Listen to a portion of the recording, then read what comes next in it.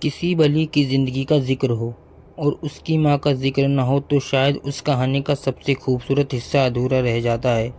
آج ہم ذکر کر رہے ہیں ایک ایسی ہی نیک اور بزرگ ماں کا، بی بی زلیخا رحمۃ اللہ علیہ، جنہیں مائی صاحبہ کے نام سے بھی جانا جاتا ہے۔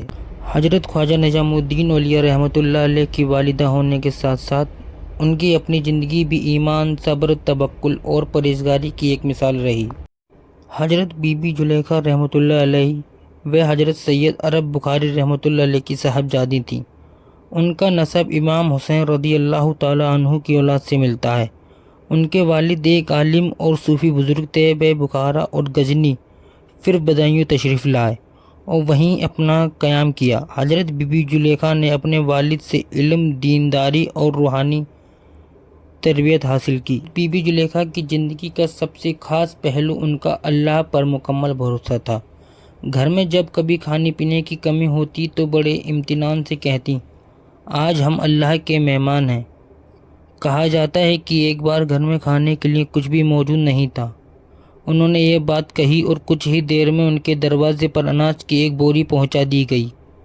یہ اناج کافی سمے تک ان کے گھر میں چلتا رہا۔ حضرت نظام الدین اولیاء رحمۃ اللہ علیہ اپنی والدہ کے اس توکل کو اکثر یاد کیا کرتے تھے۔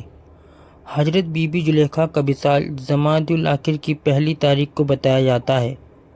ان کی وصال کی رات چاندنی رات تھی۔ جب حضرت نظام الدین اولیاء نے چاند دیکھا تو آپ اپنی عادت کے مطابق اپنی والدہ کو چاند دکھائی دینے کی مبارکباد دینے ان کے پاس گئے۔ اس وقت انہوں نے اپنے بیٹے سے پوچھا، اب سے تم اپنا سر کس کے قدموں میں رکھو گے؟ حضرت نظام الدین اولیاء سمجھ گئے کہ ان کی والدہ کا وصال قریب ہے۔